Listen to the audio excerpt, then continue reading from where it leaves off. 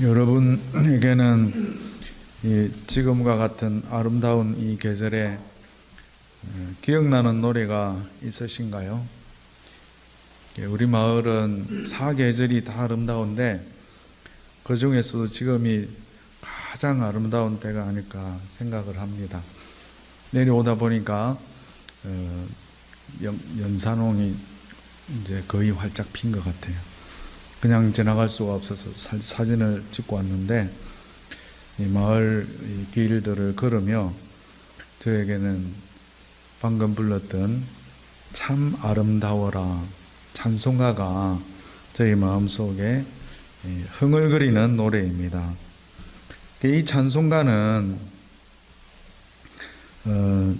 찬송가를 지은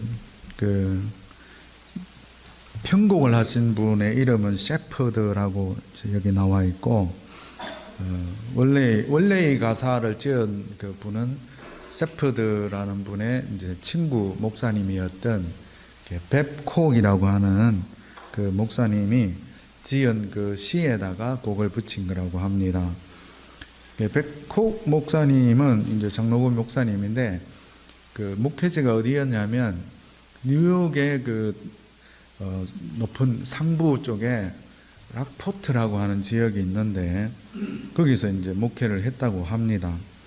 그 지역이 이제 온타리오 호수가 있고 또 나야가라 협곡이 있는 곳인데 온타리오 호수 크기를 제가 조사를 해보니까 얼마나 큰지 서울 면적의 3배예요.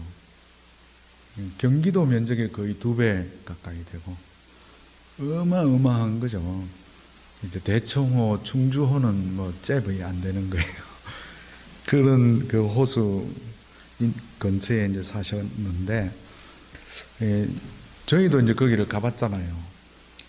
가다 보면 이게 바다인지, 이게 호수인지 궁금해가지고 있잖아요. 알아보는 방법이 뭘까요?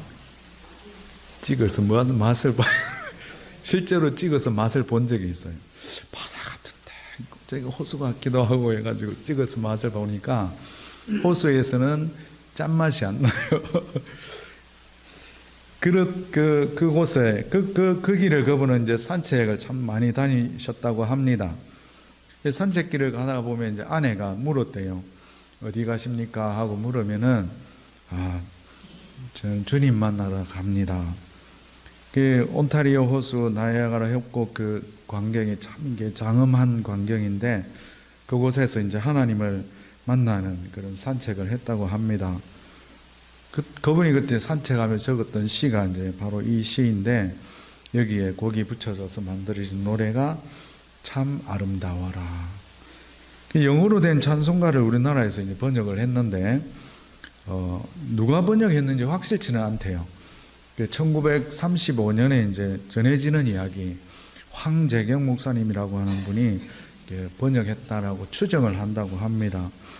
영어 찬송, 원래 이제 영어 찬송으로 3절까지 있는데, 우리나라 말로 번역한 것은 1절, 2절만 풀어서 3절을 만들었다 그래요. 3절은 따로 있는 거죠. 1절, 2절 보면 참, 찬송 한번 보여주실래요? 여기는 제가 참 아름다워라인데 참 아름다워라고 제가 적었어요.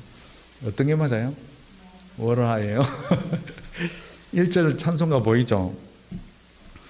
참 그 1절 찬송을 보면 인간이 만든 옷 중에서 아마 최고의 옷이 뭘까 이렇게 생각해 보니까 솔로몬의 옷이 아닐까 생각을 했던 것 같아요. 근데 하나님의 솜씨인 이 백합화하고 대조를 하는 그런 내용이 나옵니다. 자연의 그 새소리, 참 그것이 뱁콕 이 목사님에게는 하나님을 찬양하는 소리로 들렸습니다. 이 새가 보통 우리는 운다고 하는데 우리나라 사람들의 정서에는 새가 노래하는 소리가 우는 소리로 들렸나 봐요. 울든지 노래하든지 새가 참 하나님을 찬양하는 것으로 이렇게 들렸습니다. 2절도 보여주십시오. 2절을 보면 참 아름다워라 주님의 세계는 저 아침 해와 저녁 노을, 밤 하늘의 빛난 별, 망망한 바다와 늘 푸른 봉우리, 다 주 하나님의 영광을 잘 드러내도다.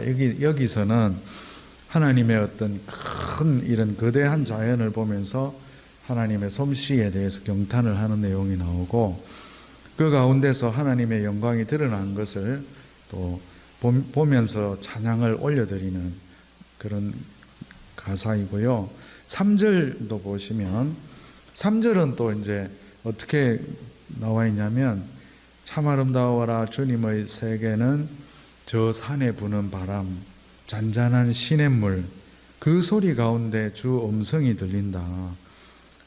주 하나님의 큰 뜻을 내 알 듯 하도다. 이렇게 이제 마무리를 짓는데, 2절 찬양에서는 거대한 이런 자연을 보며 하나님의 영광을 발견을 했는데, 3절은 이제 가까이에 있는 우리 주변에 이런 자연으로 이렇게 확 카메라를 당겨오듯이 줌인해서 봅니다. 주변에, 우리의 주변으로 시선을 옮겨오고, 그곳에서도 하나님의 음성을 듣습니다. 1절에서는 어쩌면 인간의 그 능력으로 할 수 있는 최고의 옷이라고 할지라도 인간에게 있는 그 한계를 느끼고, 백합화를 비교했을 때, 그리고 우리 주변에 이런 자연을 통해서, 거대한 그런 자연을 통해서 하나님의 영광을 느끼고, 그 다음에는 이제 주변에 있는 자연을 보고 하나님의 음성을 듣고, 그 소리 가운데서 주님의 음성이 들리니 주 하나님의 큰 뜻을 내 알 듯 하도다라고 이렇게 표현을 한 것은, 내가 하나님의 뜻을 확실히 알겠습니다라고 하지 않고 알 듯 하도다라고 한 것은 하나님의 인식을 겸손하게 이렇게 표현을 한 거라고 합니다. 영어 가사 1, 2절을 이렇게 3절로 늘려서 번역을 했는데, 한글로 번역되지 않는 3절도 제가 잠깐 여기다가 가져와 봤어요. 영어로 한번 좀 불러볼까요?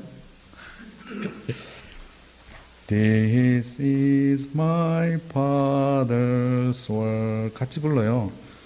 Oh, let me never forget that the long seems so strong. God is the Lord yet. This is my Father's work. Why should my heart be sad? The Lord is King, the heavens ring. God, let the earth be glad. 영어로도 찬양을 할 수 있을 것 같아요, 우리가. 이 번역을 이제 밑에서 우리가 봤지만, 3절은 1, 2절하고는 좀 다른 내용이 들어있어요. 1절과 2절은 자연을 보며 하나님을 찬양했을 것인 내용인데, 이 3절의 내용에서는 자연과 인간의 이 역사, 현실의 우리의 삶의 역사를 함께 묶어서 하나님을 찬양을 합니다. 때로 악한 사람이 강해 보인다라고도 하고, 그렇지만 하나님께서 여전히 다스리신다라고, 주님이 왕이시고 땅아 기뻐하라, 하늘아 소리를 높여라, 이렇게 하나님이 다스리신다라고 찬양을 했는데, 이 참 자연이 하나님의 그 위엄을 드러내는 반면에 이 인간 역사를 보면 어떨 때는 하나님이 없는 것 같은 것을 느끼기도 합니다. 그 이유는 악인이 인간 세상에서는 또 강하게 보이기도 합니다. 또 의로운 사람이 고통을 받기도 합니다. 시인은 자연의 그 위대함을 보면서 청중을 위로를 하고, 또 여전히 이 역사 가운데서도 하나님이 주인이시고 왕이심을 선포합니다. 이것이 내 아버지의 세상이구나. 그러니 실망하지 말고 좌절하지 말고, 악한 사람이 기세등등한 것에 주눅 들지 말고 살아보자고 노래하고 있습니다. 우리가 좌절했을 때도 기쁠 때도 하나님은 우리의 찬송이 되기에 부족함이 없습니다. 지금 같은 이런 아름다운 계절에 이 찬송을 부르며 함께 감격을 해보았으면 좋겠습니다. 날마다 그분이 우리 입술의 노래가 되고 하나님이 우리 마음의 찬송이 되어서 우리가 주를 떠나지 않고 주를 모시고 사는 우리의 평생이 삶이 되었으면 좋겠습니다. 이 내용을 좀 더 자세히 알고 싶으시면 잘잘법 검색하시면 나옵니다. 김학절 목사님이 이것을 풀어서 이야기한 것을 제가 요약을 했습니다. 이스라엘의 그 지도자였던 그 모세의 나이가 이제 120세가 되었습니다. 80세에 하나님을 부르심을 받아서 미디안에서 애굽으로 이제 돌아왔었고, 애굽에서 이스라엘 백성을 이끌고 가나안 입구까지 오는데 40년의 시간이 걸렸습니다. 민수기 27장을 보면 여호와께서 모세에게 아바림산 거기에 올라가서 이스라엘 자손에게 준 땅을 바라보라고 하십니다. 그리고 거기에서 지도자의 자리에서 내리셔서 하늘나라로 데리고 가실 것을 말씀을 하십니다. 성경 이제 찾아보면 이 모세가 올라간 산이 어떨 때는 아바림산이라고 그러고 또 어떨 때는 뭐라고 나와요? 비스가산이라고도 그러고 또 어떨 때는 느보산이라고도 하는데, 제가 찾아봤어요. 왜 산이 다 다르냐고. 근데 아바림 산맥에 있는 느보산의 정상을 비스가산이라고 부른답니다. 그게 그거예요. 그곳에서 모세에게 요단강 건너 가나안 땅을 보여주시기만 해요. 근데 건너가지는 못하리라고 말씀을 하십니다. 모세는 이스라엘 백성들을 애굽에서 이끌고 나와서 어쩌면 이 약속의 땅만 바라보고 40년을 달려왔는데, 이 누구보다도 젖과 꿀이 흐르는 이 가나안 땅 들어가 보고 싶었을 것 같아요. 근데 하나님께서는 모세에게 여기까지라고 말씀을 하십니다. 120세의 모세이지만 신명기 34장 7절을 보면 눈이 흐리지 않았다 그래요. 그리고 기력이 쇠하지 않았다 그래요. 모세가 거동이 힘들어서 들어가지 못하는 것이 아니었습니다. 민수기 20장을 보면 또 지난번에도 나누었던 내용이기도 한데, 모세가 들어가지 못하는 이유에 대해서 구체적으로 또 나와 있기도 합니다. 이 가데스 바니아라고 하는 이곳이 참, 이게 처음에도 2년 됐을 때도 갔고 38년의 시간이 지난 다음에도 가데스 바니아를 간 거죠. 처음 이제 가데스 바니아를 도착했을 때 그때가 2년째였었는데, 그러니까 지금 시점에서 38년 전이었어요. 그때 12명 가나안 정탐꾼으로 12명을 가나안 땅에 보냈습니다. 그때 이제 돌아온 그 정탐꾼들의 보고가 여호수아와 갈렙을 제외한 10명은 뭐라고 보고를 했느냐면, 그 백성은 우리보다 장대하며 성읍들은 크고 성곽은 하늘에 닿았고 안악 자손을 보았다. 우리는 우리 스스로 보기에도 메뚜기 같다고 보고를 했고, 그렇게 보고를 받은 이스라엘 백성들 전체 회중이 불안과 공포, 막 소리를 높여서 막 밤새도록 통곡하고 울면서 모세하고 아론에게 원망을 했었죠. 우리가 애굽 땅에서 죽었거나 이 땅에서 죽었으면 좋았을 것을 어찌하여 우리 여호와가 우리를 그 땅으로 인도해서 칼에 쓰러지게 하려 하는가. 애굽으로 돌아가자. 다른 지휘관 세우고 애굽으로 돌아가자. 이렇게 이제 하는데, 하나님께서는 갈렙과 여호수아를 제외한다 출애굽 1세대 사람들 모두를 광야에서 엎드러지게 하셨습니다. 38년의 시간이 이제 광야에서 방황을 하게 되었어요.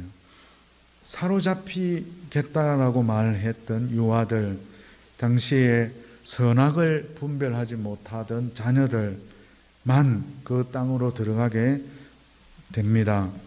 그리고 다시 38년이 지나서 그 장소에 돌아왔는데 또 그 장소에서 도착을 했는데 물이 없는 거예요. 물이 없으니까 또 이스라엘 이 백성들은 모세에게 또 원망을 해요.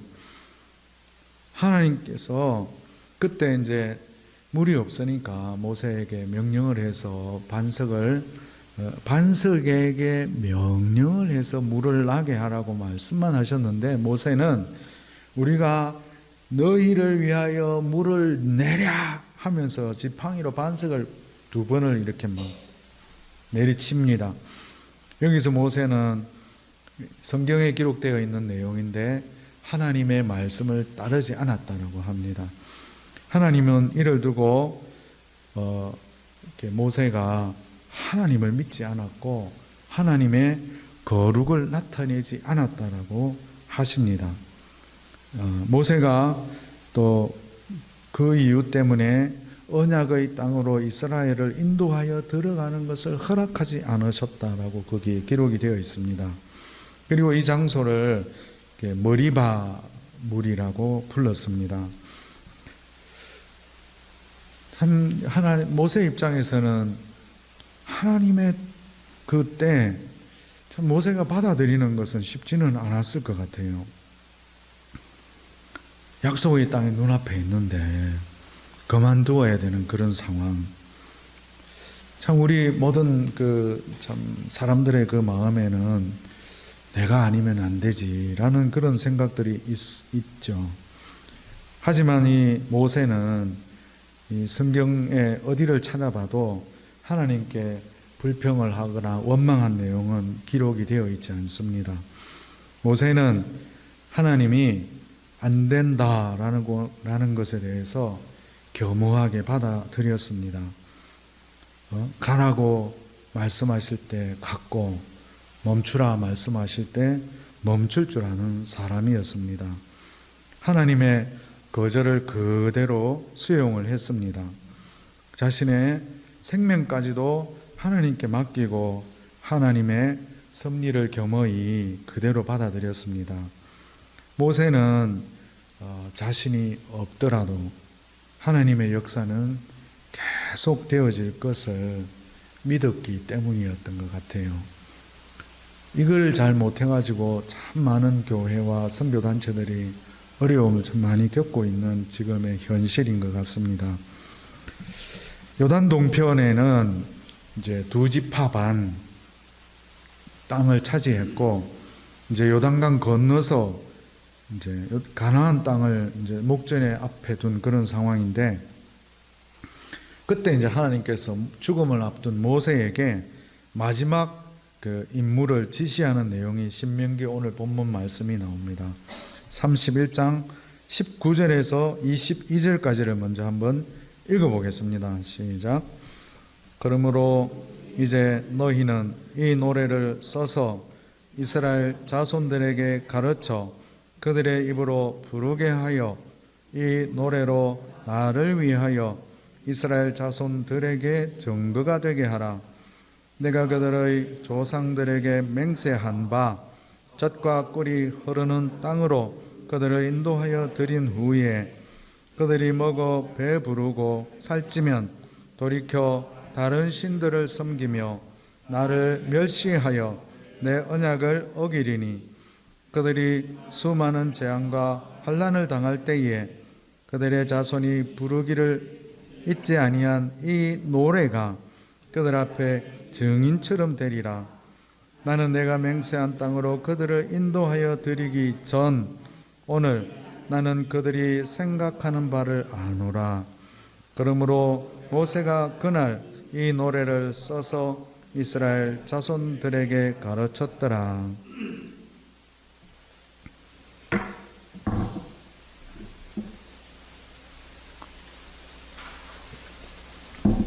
하나님께서 모세에게 이스라엘 백성을 가나안 땅으로 들어가 음란히 그 땅의 모든 이방 신들을 따를 것을 아시기 때문에 그것이 이유가 되어서 진노하시고 그들을 버리며 능력과 자비를 나타내지 않을 것이라고 이제 하십니다.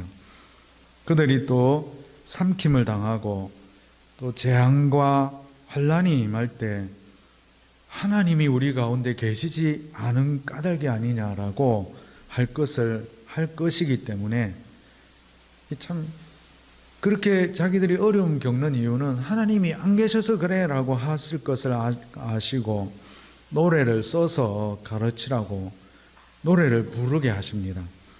이 망각하는 인간들에게 노래를 만들어 잊어버리지 않게 하기 위하여 노래를 써서 가르치라고 하십니다. 지금 너희의 재앙은 하나님이 계시지 않은 까닭이 아니라 가나안 땅에서 먹고 배부르고 살찌면 돌이켜 다른 신들을 섬기고 하나님을 멸시하여 내 언약을 어긴 까닭이라고, 그래서 이 노래가 증인처럼 되게 하시려고 하심이었습니다. 이 노래의 처음은 어떻게 시작이 되느냐 하면 하늘이여 귀를 기울이라 땅은 내 입의 말을 들을지어다. 하늘이 나오고 땅이 나와요. 신명기 32장에 나오는데 하늘과 땅을 증거로 삼겠다고 하십니다. 하나님께서 이스라엘 백성들을 어떻게 사랑하셨는지를 하늘이 알고 땅이 알고 있다라고 하는 것을 그것 하늘과 땅이 증거로 삼으리라고 하십니다. 이 모세 어쩌면 첫 번째 노래가 또 있었죠. 첫 번째 노래가 언제 나왔어요? 홍해를 건넌 다음에 모세의 노래 나왔잖아요. 이거는 이제 두 번째 아마 이게 모세의 노래가 나오는 것 같아요. 첫 번째 노래하고 두 번째 노래하고는 참 많이 다른 것 같아요. 이 두 번째 이 모세의 노래는 이스라엘의 타락, 하나님의 심판을 예고한 노래이기도 해요. 신명기 또 31장 27절에는 또 이렇게 나와 있습니다. 함께 읽어볼까요? 내가 너희를 반역함과 목이 곧을 것을 아나니 내가 살아서 너희와 함께 있어도 너희가 여호와를 거역하였거든 하물며 내가 죽은 후의 일이랴. 이는 모세의 말인데요. 이 이스라엘 백성들은 이 후일에 가나안 땅에 들어가서 하나님을 잊어버리고 이방 신을 섬기고 패역한 삶을 살 것을 하나님도 아시고 모세도 알았던 것 같아요.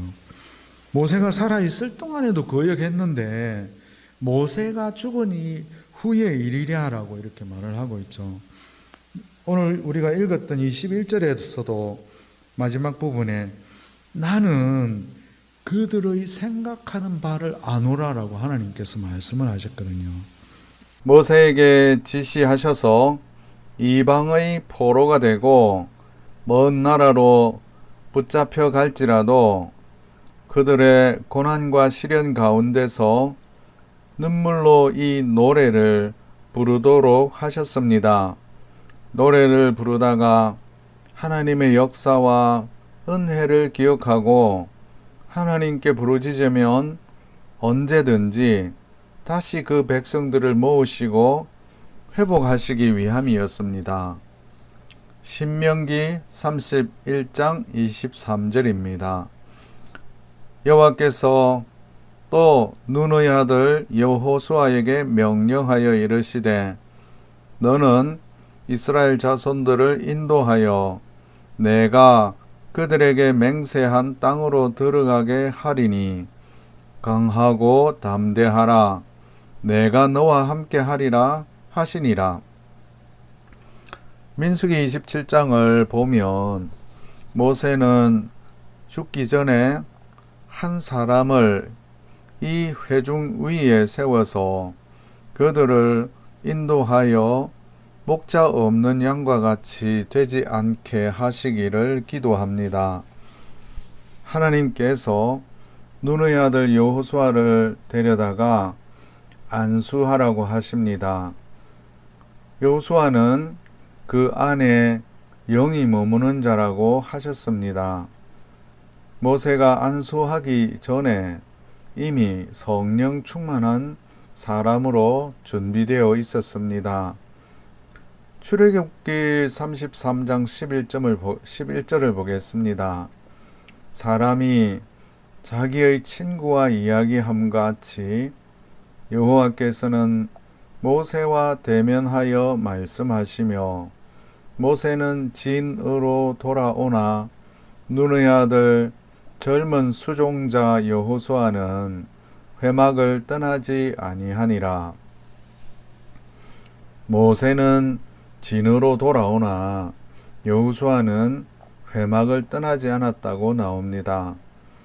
여호수아는 모세의 수종자였지만 모세만 바라본 것이 아니라 모세가 믿는 하나님을 믿는 사람이었습니다. 의무나 일로 여기지 않았습니다. 하나님을 바라보는 믿음이 있는 사람이었습니다. 모세는 모든 백성들이 보는 앞에서 새 지도자로 여호수아를 세웠습니다. 여호와께서 여호수아에게 강하고 담대하라, 내가 너와 함께 하리라고 말씀하셨습니다. 여기서 강하다가 히브리어로는 하자크인데 힘이 세다, 약하다 그런 의미가 아니라, 그런 의미도 물론 있겠지만 밀착되다, 딱 달라붙다 라는 의미라고 합니다. 이 종이 한 장은 참 약합니다. 하지만 이 종이가 벽에 딱 달라붙어 있으면 약하지 않습니다. 찢으려고 해도 찢을 수가 없습니다. 한계를 가진 존재이지만 빈틈없이 강하신 존재, 하나님께 붙어 있을 때 강합니다. 이것이 강하다의 의미입니다. 하나님과 나와의 관계가 그만큼 가까울수록 강하다는 뜻이 됩니다. 새 지도자인 여호수아가 할 일은 강하고 담대하라 하신 그 말씀대로 되는 길은 여호수아 1장에 나오는 말씀인데, 여호수아에게 하신 말씀은 주야로 율법을 묵상하라라고 말씀을 하셨습니다.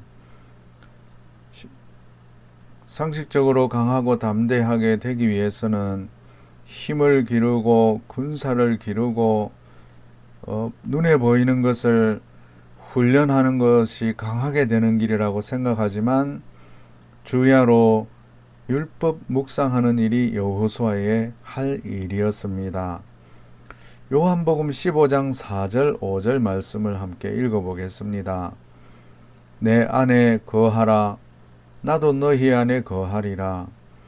가지가 포도나무에 붙어 있지 아니하면 스스로 열매를 맺을 수 없음 같이 너희도 내 안에 있지 아니하면 그러하리라. 나는 포도나무요 너희는 가지라. 그가 내 안에 내가 그 안에 거하면 사람이 열매를 많이 맺나니 나를 떠나서는 너희가 아무것도 할 수 없음이라. 우리는 포도나무의 가지입니다. 가지는 딱 달라붙어 있지 않으면 열매를 맺을 수 없습니다. 주님을 떠나서는 우리는 아무것도 할 수 없습니다. 갈라디아서에 나오는 열매 9가지가 있는데, 사랑과 희락과 화평과 오래 참음과 자비와 양선과 충성과 온유와 절제, 이런 열매를 맺을 수가 없습니다. 금요일 우리 큐티 본문 말씀 신명기 30장에서는 하나님께서는 우리에게 명령한 그 명령도 어려운 것이 아니요 멀리 있는 것도 아니라 매우 가까이에 있다고 하십니다. 신명기 30장 읽어보겠습니다. 11절에서 15절인데, 내가 오늘 내게 명령한 이 명령은 내게 어려운 것도 아니요 먼 것도 아니라 하늘에 있는 것이 아니니 내가 이르기를 누가 우리를 위하여 하늘에 올라가 그의 명령을 우리에게로 가지고 와서 우리에게 들려 행하게 하려 할 것이 아니요 이것이 바다 밖에 있는 것이 아니니 내가 이르기를 누가 우리를 위하여 바다를 건너가서 그의 명령을 우리에게로 가지고 와서 우리에게 들려 행하게 하려 할 것도 아니라 오직 그 말씀이 내게 매우 가까워서 내 입에 있으며 내 마음에 있은즉 내가 이를 행할 수 있느니라. 보라, 내가 오늘 생명과 복과 사망과 화를 내 앞에 두었나니 매우 가까워서 우리의 입에 있고 우리의 마음에 있다고 말씀하십니다.